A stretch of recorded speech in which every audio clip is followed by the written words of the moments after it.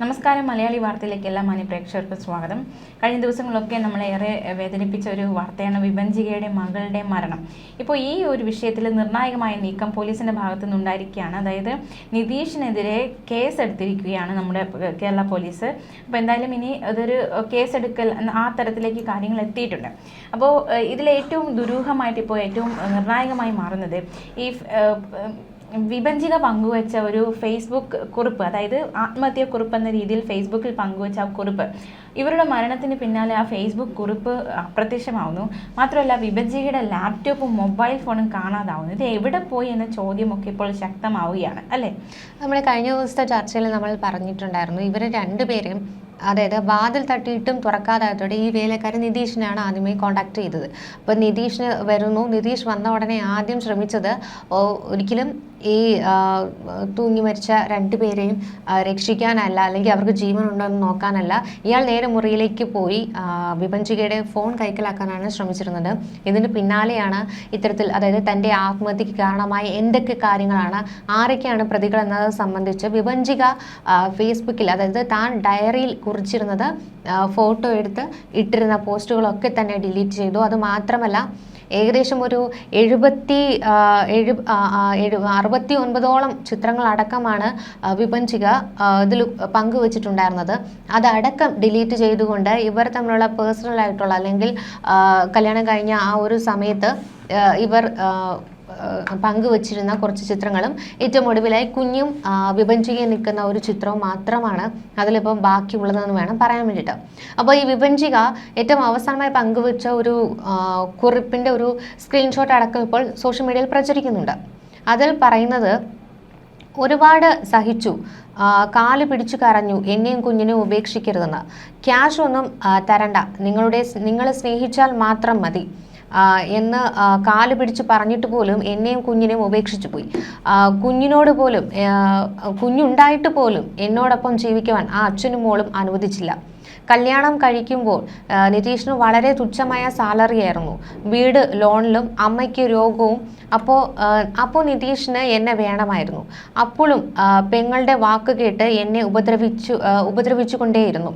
അവന് ക്യാഷായി സ്വന്തമായിട്ട് ഫ്ലാറ്റൊക്കെ ആയപ്പോൾ കൂടെ നിന്ന എന്നെ പുറംകാല് കൊണ്ടാട്ടി, വേറെ പെണ്ണുമായി റിലേഷൻഷിപ്പായി, എന്നെ വച്ചുകൊണ്ട് തന്നെ.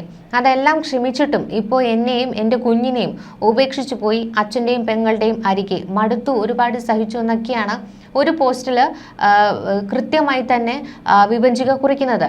കാരണം വിഭജിക പറയുന്നത് പോലെ തന്നെ ഈ നിതീഷിന് ഒരുപാട് സ്ത്രീകളുമായി ബന്ധമുണ്ടായിരുന്നു. കൂടാതെ ഈ മറ്റൊരു പെൺകുട്ടിയെ, ഈ വിഭജികയ്ക്കൊപ്പം തന്നെ കിടപ്പറയിൽ ആ പെൺകുട്ടിയെ കിടത്തി എന്ന തരത്തിലൊക്കെ റിപ്പോർട്ടുകൾ പുറത്തു വന്നതാണ്. അപ്പോൾ അത്ര നികൃഷ്ടമായ പ്രവൃത്തികളൊക്കെയാണ് നിതീഷിൻ്റെ വൈകൃതങ്ങളൊക്കെ പുറത്തു വന്നുകൊണ്ടിരിക്കുന്നത്. കാരണം ഒരേ സമയം ഭാര്യ കണ്ടാലും ഭാര്യ അറിഞ്ഞാലും തനിക്കതൊരു പ്രശ്നമല്ല, താൻ പല സ്ത്രീകളുമായിട്ട് ബന്ധം പുലർത്തും, താൻ ഇത്തരക്കാരനാണ്, ആ കുടുംബം പോലും അതിന് സാക്ഷ്യം അല്ലെങ്കിൽ സഹായിക്കുന്നു, അല്ലെങ്കിൽ അതിന് സപ്പോർട്ട് ചെയ്യുന്നു എന്നുള്ളതാണ്. നിതീഷ് മാത്രമല്ല, നിതീഷിൻ്റെ അച്ഛൻ അദ്ദേഹത്തിനെ കുറിച്ച് എടുത്തു പറയേണ്ടി വരും. കാരണം അയാൾക്കായിരുന്നാലും തൊട്ട് തലോടണം, അയാളെ പരിചരിക്കുമ്പോൾ തൊട്ട് തലോടണം എന്നാണ് നിതീഷ് ഈ ഭാര്യയോട് പറഞ്ഞിട്ടുള്ളത്. കാരണം അയാൾ ഉച്ചയ്ക്ക്, അതായത് രാവിലെ മുതൽ തന്നെ ഇയാൾ കുടിക്കാൻ തുടങ്ങും, ഉച്ചയ്ക്ക് ആഹാരത്തിന് വേണ്ടിയിട്ട് ഇയാളെ വിളിക്കണം. അപ്പോൾ മുറിയിലേക്ക് പോകുമ്പോൾ ഒരു മരുമകൾക്ക് കാണാൻ കഴിയുന്ന രീതിയിലുള്ള കിടപ്പൊന്നും ആയിരിക്കില്ല അയാൾക്കെന്നാണ് കഴിഞ്ഞ ദിവസം ഈ പറയുന്ന വിഭജികയുടെ അമ്മ തന്നെ വെളിപ്പെടുത്തിയിട്ടുള്ളത്. കൂടാതെ മറ്റൊരു ഗുരുതരമായ ആരോപണം ഉന്നയിച്ചിരുന്നു, അതായത് തനിക്കെതിരെയും തന്നെയും ഇത്തരത്തിൽ അയാൾ ടോർച്ചർ ചെയ്തിരുന്നു. അതായത് മാന്യമല്ലാത്ത രീതിയിലൊക്കെ അയാൾ സംസാരിച്ചിട്ടുണ്ട്. അത്തരത്തിലുള്ള വോയിസ് റെക്കോർഡൊക്കെ തൻ്റെ കൈവശമുണ്ട്. പക്ഷെ തൻ്റെ മകളുടെ കുടുംബജീവിതത്തെ ഓർത്ത് മാത്രം താൻ അത് പുറത്തേക്ക് വിട്ടിരുന്നില്ല എന്നൊക്കെയാണ് അമ്മ പറഞ്ഞിരുന്നത്. പിന്നെ പക്ഷെ താൻ ആഗ്രഹിച്ചതുപോലെ തൻ്റെ മകൾ ഒരിക്കലും അവിടെ സേഫ് അല്ല, അല്ലെങ്കിൽ സന്തോഷത്തോടെ അല്ല എന്ന് തിരിച്ചറിഞ്ഞ ഏറ്റവും അവസാന നിമിഷത്തിൽ പക്ഷെ ഒന്നും തിരിച്ചെടുക്കാൻ കഴിയുന്ന ഒരു രീതിയിലൊന്നും അല്ല, എല്ലാം കൈവിട്ടു പോയി. കാരണം ഒരു വട്ടം പോലും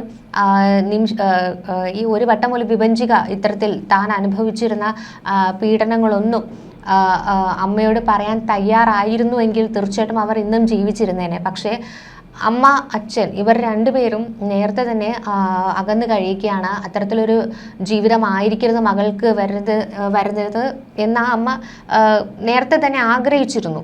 അതുകൊണ്ട് തന്നെ ഈ വിഭജിക ഒരിക്കലും ഇത്തരം കാര്യങ്ങൾ അമ്മ അറിയരുത് എന്ന് ആഗ്രഹിക്കുകയും ചെയ്തിരുന്നു. അതുകൊണ്ട് തന്നെ പലതും ഹൈഡ് ചെയ്തിരുന്നു. പക്ഷേ ഏറ്റവും ഒടുവിൽ എല്ലാം കൈവിട്ടു പോകുന്ന ഒരവസ്ഥയിലാണ് കാര്യങ്ങൾ എത്തി നിൽക്കുന്നത്. കാരണം 1.5 വയസ്സുകാരിയ കുഞ്ഞിനെ ഒരു മുഴം കയറിൽ കെട്ടിത്തൂക്കി മറ്റേ അറ്റത്ത് ഇത്തരത്തിൽ വിഭജിക്കുകയും ജീവനെടുക്കുന്ന ഒരു അവസ്ഥയിലേക്കാണ് കാര്യങ്ങൾ എത്തി വന്ന് നിൽക്കുന്നത്. നമുക്കറിയാം, ഈ കുഞ്ഞിന്റെ പോസ്റ്റ്മോർട്ടം റിപ്പോർട്ട് കഴിഞ്ഞ ദിവസം വന്നപ്പോൾ അത് കുഞ്ഞിനെ കഴുത്ത് ഞെരിച്ച് കൊലപ്പെടുത്തിയ ശേഷം കെട്ടിത്തൂക്കി എന്നാണ് പോസ്റ്റ്മോർട്ടം റിപ്പോർട്ടിൽ പറയുന്നത്.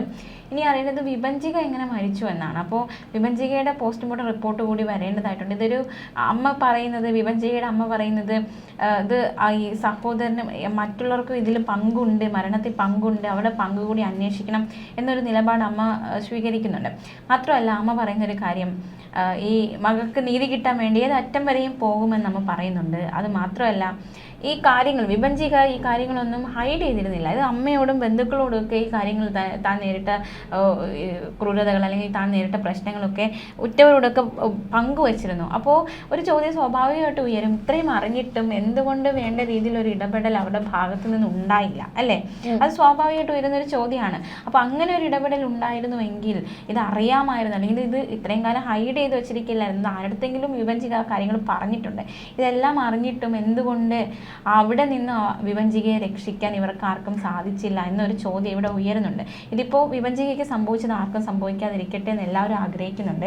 അപ്പോൾ തീർച്ചയായിട്ടും അത് ഇങ്ങനെ എന്തെങ്കിലും പ്രശ്നങ്ങൾ അവർ ആരെങ്കിലും നേരിടുന്നുണ്ട്, അത് അവർ പറയുന്നുണ്ടെങ്കിൽ തീർച്ചയായിട്ടും അവിടെ നിന്ന് ഇറങ്ങി വാ എന്ന് പറയാനുള്ള ഒരു ആർജവം കാണിക്കണം, അല്ലേ? എന്തും ബാക്കിയൊക്കെ നമുക്ക് പിന്നെ നോക്കാം. ഇത്രയും ദ്രോഹം സഹിച്ച് അല്ലെങ്കിൽ ഇത്രയും സഹിച്ച് അവിടെ നിൽക്കേണ്ട ആവശ്യമില്ല, ഇറങ്ങി വാ എന്ന് പറയാനുള്ളൊരു ധൈര്യം, ഒരു ആർജവം അത് വീട്ടുകാർ കാണിക്കേണ്ടിയിരുന്നു. ഒരു കുറ്റപ്പെടുത്തുന്നതല്ല, പക്ഷെ പക്ഷെ ആ വീട്ടുകാർ അത് അറിഞ്ഞിരുന്നില്ല എന്നുള്ളതാണ് മറ്റൊരു സത്യം. അറിയാമായിരുന്നു അല്ല, അത് ഒന്നും വിട്ട് പറഞ്ഞിരുന്നില്ല എന്ന് അമ്മ പറയുന്നുണ്ട്. ആകെ പറയുമായിരുന്നത് അവർക്ക് താല്പര്യം സ്വർണത്തോടും പണത്തോടും മാത്രമാണെന്നുള്ളതാണ്. തീർച്ചയായിട്ടും ഇത്തരത്തിൽ ഈ വിഭജികനെ ആഹാരം കൊടുക്കാതെ പട്ടിണിക്ക് ഇട്ടിരുന്നതായോ അല്ലെങ്കിൽ കുഞ്ഞിനോട് പോലും ഉപദ്രവം കാണിച്ചിരുന്നതായോ ഒന്നും ആ കുടുംബം അറിഞ്ഞിരുന്നില്ല. എന്തെങ്കിലും ഉണ്ടെങ്കിൽ പോലും പറഞ്ഞിരുന്നത് അമ്മ സുഖമായിട്ടിരിക്കൂ എന്നൊക്കെ തരത്തിലാണ് പറഞ്ഞ് സമാധാനിപ്പിച്ചുകൊണ്ടിരുന്നത്. ഒരിക്കലും താൻ ഇത്തരത്തിലുള്ള ക്രൂര പീഡനങ്ങൾ ഏറ്റുവാങ്ങുകയാണ് എന്ന തരത്തിൽ ഒന്നും ആ അമ്മയോട് വിട്ട് പറഞ്ഞിരുന്നില്ല. ആ അമ്മ പറയുന്നുണ്ട്, എന്നോടത് പറഞ്ഞിരുന്നെങ്കിൽ തീർച്ചയായിട്ടും ഈ ഒരു അവസ്ഥ വരില്ലായിരുന്നു, തീർച്ചയായിട്ടും മകളെ ഇങ്ങോട്ട് കൊണ്ടുവന്നേനെന്നൊക്കെ അമ്മ പറയുന്നുണ്ട്. അപ്പോൾ ഇവിടെ സംഭവിച്ചിരിക്കുന്നത് വിഭജിക തൻ്റെ കുടുംബം ദുഃഖിക്കുമെന്ന് ഓർത്തുകൊണ്ട് അത് പറയാതെ മനസ്സിൽ അടക്കി വെക്കുന്നു. തന്നെ വിവാഹബന്ധം വേർപെടുത്തരുതെന്ന് കരുതി നിതീഷിൻ്റെ കാല് പിടിക്കുന്നു. അതായത് ഒരു കുഞ്ഞുണ്ട്, ആ കുഞ്ഞിന് 2.5 വയസ്സായതിനു ശേഷം വേണമെങ്കിൽ വിവാഹബന്ധം വേർപെടുത്താം, എങ്കിൽ പോലും ഇപ്പോൾ വിവാഹബന്ധം വേർപെടുത്തരുത് എന്ന് കാല് പിടിക്കുന്നു. പക്ഷേ നിതീഷിന് അതിന് താല്പര്യമില്ല. അയാൾക്ക് മറ്റ് സ്ത്രീകളുമായിട്ടൊക്കെ ബന്ധമുണ്ട്. അത് കാരണം വിഭജികയെ ഒഴിവാക്കുക എന്നുള്ളത് അയാളുടെ ഒരു ലക്ഷ്യമായിരുന്നു. അത് തന്നെയാണ് അയാൾ ഇത്തരത്തിലുള്ള ഉപദ്രവങ്ങളിലൂടെ നേടിയെടുക്കാൻ ശ്രമിച്ചത് തന്നെ. കാരണം പലപ്പോഴും പട്ടിണിക്കിട്ടിരുന്നു, ഉപദ്രവിച്ചിരുന്നു, ബാത്റൂമിനുള്ളിൽ പൂട്ടിയിട്ടിരുന്നു, വസ്ത്രം കൊടുത്തില്ല, വെള്ളം കൊടുത്തില്ല. കൂടാതെ ഈ പറയുന്ന സഹോദരി, അതായത് നീതുവിൻ്റെ കുഞ്ഞിനെയാണ് അയാളുടെ കുഞ്ഞ് എന്ന തരത്തിൽ അയാൾ പറഞ്ഞുകൊണ്ടിരുന്നത്. സ്വന്തം കുഞ്ഞിനെ ഇന്ന് വരെ സ്വന്തം കുഞ്ഞാണ് എന്ന തരത്തിൽ ഈ നിതീഷ് കണ്ടിരുന്നുമില്ല. കാരണം ചോറൂണിന് പോലും വിഭജികയ്ക്കൊപ്പം ഈ നിതീഷ് ഉണ്ടായിരുന്നില്ല എന്നുള്ളതാണ് മറ്റൊരു സത്യം. കൂടാതെ നാട്ടിലേക്ക് വരുമ്പോൾ പോലും ഈ നീതുവിനെ, അതായത് സഹോദരനെ ഒപ്പം കൂട്ടിയിട്ടാണ് ഈ നിതീഷ് നാട്ടിലേക്ക് വരുന്നത്. ഈ വിഭജികനെയും കുഞ്ഞിനെയും കൊണ്ടുവരാൻ ശ്രമിച്ചിട്ടില്ല. കാരണം അവർ പലയിടത്തും ട്രിപ്പൊക്കെ പോകുമ്പോൾ പോലും ഇത്തരത്തിൽ സഹോദരിനെയൊക്കെ കൂട്ടിയിട്ടാണ് പോകുന്നത്. അവിടെയും വിഭജികയ്ക്കും കുഞ്ഞിനും സ്ഥാനമില്ല എന്നുള്ളതാണ്. അപ്പോൾ അത്തരത്തിൽ എല്ലാ തരത്തിലും ഇപ്പോൾ ഒരു പെൺകുട്ടി വീട്ടിലേക്ക് അതല്ലെങ്കിൽ മറ്റൊരു വീട്ടിലേക്ക് പല സ്വപ്നങ്ങളുമായിട്ടാണ് കല്യാണം കഴിച്ച് ചെല്ലുന്നത്. ആരും ആഗ്രഹിക്കുന്നത് ഒരു സ്വപ്ന തുല്യമായ ജീവിതമൊക്കെ ആയിരിക്കും. പക്ഷെ അവിടെയും സഹോദരന്മാരെ കയ്യിലെടുത്തുകൊണ്ട് പോകുന്ന ചില സഹോദരിമാരൊക്കെയുണ്ട്. അതായത് അവരുടെ ജീവിതം എപ്പോഴും സേഫ് ആയിരിക്കണം, സ്വന്തം അനിയൻ അവൻ്റെ ഭാര്യയുമായിട്ട് സ്നേഹത്തോടെ കഴിയരുത്, എൻ്റെ ലൈഫിൽ ഞങ്ങൾക്ക് വേണ്ടുന്ന സന്തോഷങ്ങൾ അവൻ തരണമെന്ന് വാശി പിടിക്കുന്ന ചില സഹോദരിമാരൊക്കെയുണ്ട്. അപ്പോൾ അത്തരത്തിൽ പല സംഭവങ്ങളും കേരളത്തിൽ റിപ്പോർട്ട് ചെയ്ത വിഷയങ്ങളൊക്കെ ഉണ്ട്. കാരണം നമുക്ക് അറിയാം, ജിസ്മോളുടെ സംഭവങ്ങളൊക്കെ അതുപോലെ തന്നെയാണ്. അവർ ഒരുമിച്ച് ജീവിക്കാൻ സമ്മതിച്ചിട്ടില്ല. സഹോദരി എപ്പോഴും സഹോദരൻ്റെ തണലിൽ കഴിയണമെന്നൊക്കെ ആഗ്രഹിച്ചിരുന്ന ഒരു സ്ത്രീയായിരുന്നു. അതുപോലെ തന്നെയാണ് പലരും അക്കൂട്ടത്തിലുണ്ട്. അതിൽ ഒരാളാണ് ഈ പറയുന്ന നീതു ആയിരുന്നാലും പിതാവായിരുന്നാലും. അപ്പോൾ അങ്ങനെ പല കാര്യങ്ങളും ഒക്കെ ഇപ്പോൾ പുറത്ത് വന്നുകൊണ്ടിരിക്കുകയാണ്. കൂടാതെ ഈ നീതു വിഭജികയെ മർദ്ദിച്ചിട്ടുണ്ട്. നീതുവിൻ്റെ ഭർത്താവിനെ വിളിച്ചുകൊണ്ട് വിഭജിക കാല് പിടിച്ച് പറയുന്നുണ്ട്, എൻ്റെ ഭർത്താവിനെ എനിക്ക് വിട്ടു തരണമെന്ന്. പക്ഷെ ആരും അതൊന്നും തടുത്തിരുന്നില്ല. അപ്പോൾ പലതരത്തിലുള്ള പല കാര്യങ്ങളും ഈ ഒരു കുടുംബത്തിൽ പലതും നടന്നിരുന്നു. അവർക്ക് സഹിക്കാവുന്നതിൻ്റെ അങ്ങേ അറ്റം, അതായത് ഡിവോഴ്സ് പേപ്പർ കയ്യിൽ കിട്ടിയപ്പോഴാണ് ഇത്തരത്തിൽ വിഭജിക ജീവനൊടുക്കുന്ന ഒരു കാര്യത്തിലേക്ക് എത്തിയത്. കാരണം അത്രയ്ക്കും അവർക്ക് പല ക്രൂരതകളും സഹിക്കാവുന്നതിൻ്റെ അങ്ങേ അറ്റമായിരുന്നു.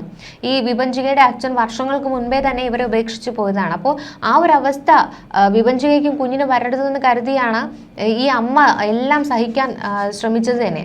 അപ്പോൾ ഈ നിതീഷിനെയും മകളെയും ഒരേപോലെയാണ് ആ അമ്മ സ്നേഹിച്ചിരുന്നത്. എന്നിട്ട് പോലും തൻ്റെ മകളുടെ കൊലയാളി, അതായത് മകളുടെയും ചെറുകുട്ടിയുടെയും ഒക്കെ കൊലയാളികളെയാണ് ഇവരെല്ലാവരും പിന്നീട് വന്നതെന്നുള്ളതാണ്. അപ്പോൾ നിതീഷ് മുടി മുറിച്ചപ്പോൾ ഈ വിഭജികനെ മൊട്ടയടിക്കുവാനായിട്ട് പെങ്ങൾ ആവശ്യപ്പെടുകയായിരുന്നു. അപ്പോ അത്തരത്തിൽ വേണോന്ന് വെച്ച് ചെയ്തതല്ല, പക്ഷെ നിർബന്ധം അതൊക്കെ എന്തിനു ചെയ്തു അല്ലെങ്കിൽ എന്തിനു നിർബന്ധിച്ചു എന്നൊരു ചോദ്യം തന്നെയാണ്. അത്രമാത്രം അതെ, ഈ നിതീഷിന്റെ അവിഹിത ബന്ധം പോലും ഈ വിഭജിക കണ്ടിൽ നിന്ന് നടിച്ചു. അത് ആ കുഞ്ഞിനെ ഓർത്ത് മാത്രമാണ്. അയാൾക്ക് ആ കുഞ്ഞിനെ ഒരു അച്ഛന്റെ സാമീപ്യം ആവശ്യമാണ് എന്ന് കരുതിക്കൊണ്ട് മാത്രമാണ്. അത് മാത്രമല്ല, ഈ വിഭജികയ്ക്ക് ഒരു ജോലി ഉണ്ടായിരുന്നു. പക്ഷെ ആ ജോലിയിൽ നിന്നുള്ള സാലറി പോലും ഇവർ പിടിച്ചു വാങ്ങുന്ന ഒരു അവസ്ഥയിലേക്ക് എത്തി എന്നുള്ളതാണ്. ഇതിൽ നമുക്കറിയാം, കുറച്ച് കമന്റുകളൊക്കെ ഈ സോഷ്യൽ മീഡിയയിൽ ഉയരുന്നുണ്ട്.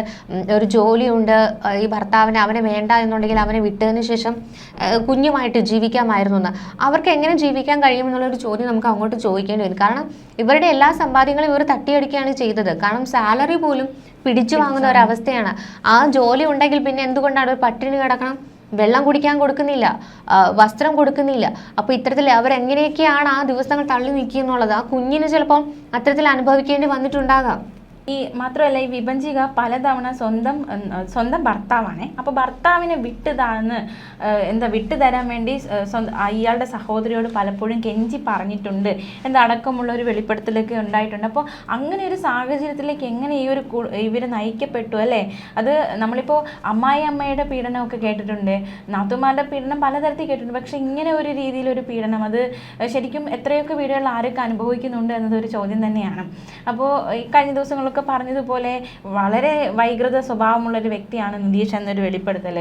നമ്മൾ വീണ്ടും അതിലേക്ക് പോകുന്നില്ല. അത്തരത്തിൽ ബെഡിൽ എങ്ങനെയൊക്കെ പെരുമാറിയിരുന്നു എന്നടക്കമുള്ള കാര്യങ്ങളൊക്കെ നമുക്കറിയാവുന്നതാണ്. അപ്പോൾ ഇത്രയും അനുഭവിച്ചിട്ടും സ്വാഭാവികമായിട്ടും പലരും ഈ ഒരു വിഷയം ചർച്ച ചെയ്യുമ്പോൾ പലരും ചോദിക്കുന്നതാണ്, എന്തിന് ഇത്രയും അനുഭവിക്കാൻ നിന്നു കൊടുത്തു ആ വീട്ടിൽ? ഇത്രയും വർഷം എന്തിനത് സഹിച്ച് നിന്നു? അതൊരു ചോദ്യം തന്നെയാണ്. വിട്ടിട്ട് പോന്നൂടായിരുന്നു, അല്ലെങ്കിൽ എറിഞ്ഞിട്ട് വന്നൂടായിരുന്നു? എന്തിന് ആത്മഹത്യയിലേക്ക് പോയി? ഇത്രയും സഹിച്ച് നിൽക്കേണ്ട ആവശ്യം എന്തായിരുന്നു? സ്വാഭാവികമായിട്ട് ഉയരുന്നൊരു ചോദ്യമാണ്. അപ്പോൾ നമുക്ക് തേർഡ് പേഴ്സൺ ആയിട്ട് മാറി നിന്ന് ചോദിക്കാം ഇങ്ങനത്തെ ചോദ്യങ്ങൾ. പക്ഷേ ആ നേരിടുന്ന സാഹചര്യം എന്താണെന്ന് അവർ മാത്രമാണ് അതിലൂടെ കടന്നു പോകുന്നത്. ആ മാനസികാവസ്ഥ അവർക്ക് മാത്രമേ അറിയാവൂ. അപ്പോൾ അങ്ങനെ കുറേ ഘടകങ്ങളും കൂടി ഉണ്ട്. എന്തായാലും ഈ നിതീഷ് എന്ന് പറയുന്ന വ്യക്തിക്കെതിരെ കേസെടുത്തു. അപ്പോൾ നമുക്കറിയാം, ഈ നാട്ടിൽ ഒരിക്കലും നിയമത്തെ കുറ്റം പറയുന്നതല്ല, പക്ഷെ നീതി കിട്ടുക എന്നത് വലിയൊരു കടമ്പ തന്നെയാണ്. കിട്ടിയാൽ കിട്ടിയെന്ന് പറയാം അല്ലേ? അപ്പോൾ നീതി കിട്ടട്ടെ ഈ ഒരു കുടുംബത്തിന്, ഈ ഒരു വിഷയത്തിൽ. എന്തായാലും അമ്മ നിയമ പോരാട്ടം തുടരും എന്ന് തന്നെയാണ് വ്യക്തമാക്കിയിരിക്കുന്നത്. മരണം വരെ പോരാടുമെന്ന് അമ്മ പറയുന്നുണ്ട്. ഈ നാത്തുവിൻ്റെ അസഹ്യമായ ഇടപെടൽ കാരണം ഒരു പെൺകുട്ടിയുടെയും ഒരു കുഞ്ഞിൻ്റെയും ജീവിതം ഇല്ലാതായി എന്ന് വേണം നമുക്ക് പറയാൻ വേണ്ടിയിട്ട്. കാരണം ആവശ്യമില്ലാത്ത ഇടപെടലുകളൊക്കെ ആയിരുന്നു. ആ കുഞ്ഞിൻ്റെ മുഖം കണ്ടു തീർന്നിട്ടില്ല എന്ന് പലപ്പോഴായി വിഭജിക ആ കുറിപ്പിൽ പറയുന്നുണ്ട്. സ്വന്തം കുഞ്ഞിനെ ലാളിച്ച് കൊതി തീർന്നിട്ടില്ല, ആ മുഖം കണ്ട് ഓമനിച്ച് തീർന്നിട്ടില്ല. അപ്പോൾ എന്നിട്ടും അവർക്ക് ഈ കടുങ്കൈ ചെയ്യാൻ അവർ മുതിർന്നിട്ടുണ്ട് എങ്കിൽ അതിൻ്റെ പ്രധാനപ്പെട്ട ഒരു കാരണക്കാരി എന്ന് പറയുന്നത് നിതീഷിൻ്റെ സഹോദരിയും അച്ഛനും നിതീഷും ഒക്കെ തന്നെയാണ്. അതായത് സ്വന്തം കുടുംബത്തിലേക്ക് ആ സഹോദരനെ വലിച്ചിട്ടുകൊണ്ട് ആ സഹോദരൻ്റെ കുടുംബജീവിതത്തെ ശിഥിലമാക്കുവാൻ കൂട്ടുനിന്ന കുറച്ച് നികൃഷ്ട ജന്മങ്ങളെന്ന് വേണം നമുക്ക് പറയാൻ വേണ്ടിയിട്ട്. ഒരു പാവപ്പെട്ട ഒരു പെൺകുട്ടിയെ ഇത്തരത്തിൽ പണമില്ല, വീടില്ല, കാറില്ല എന്നൊക്കെ പറഞ്ഞുകൊണ്ട് അപമാനിച്ചുകൊണ്ടും പട്ടിണിക്കിട്ടിട്ടും അവളുടെ സമ്പാദ്യം വരെ പിഴിഞ്ഞെടുക്കുന്ന ഒരു കൂട്ടം മനുഷ്യവേട്ടക്കാർ എന്ന് തന്നെ നമുക്ക് പറയേണ്ടി വരും. എന്നിട്ടും ഈ വിഭജിക ആത്മഹത്യാക്കുറിപ്പിൽ പറയുന്നുണ്ട്, പണമില്ലാത്ത പെൺകുട്ടികൾ വിവാഹം കഴിക്കുവാൻ നിൽക്കരുതെന്ന്. അത്രത്തോളം ആ പെൺകുട്ടി അനുഭവിച്ചിട്ടുണ്ട്. നമ്മൾ പലപ്പോഴും പറയാറുണ്ട്, ഇനി ഇതുപോലെ ആവർത്തിക്കാതിരിക്കട്ടെ എന്ന്. പക്ഷേ എങ്കിൽ പോലും ആവർത്തിച്ചു കൊണ്ടിരിക്കുകയാണ്. അതിന് കടിഞ്ഞാണിടാൻ മാത്രം നമുക്കൊന്നും കഴിയുന്നില്ല എന്നുള്ളതാണ്. തീർച്ചയായിട്ടും എന്തായിരുന്നാലും ഈ നിതീഷും കുടുംബവും ചെയ്തിട്ടുള്ള പാപങ്ങൾക്കുള്ള തീർച്ചയായിട്ടും അവർക്ക് കിട്ടേണ്ട ശിക്ഷ അവർക്ക് കിട്ടിയേ കഴിയുകയുള്ളൂ. അത് തീർച്ചയായിട്ടും കിട്ടുമെന്ന് തന്നെയാണ് നമ്മൾ കരുതുന്നത്. കാരണം ഇത് ഷാർജയിലാണ്. അവിടുത്തെ നിയമം അനുസരിച്ച് തീർച്ചയായിട്ടും ഇവർ ചെയ്തിട്ടുള്ള കൃത്യത്തിനനുസരിച്ചുള്ള ശിക്ഷ തന്നെ ലഭിക്കും.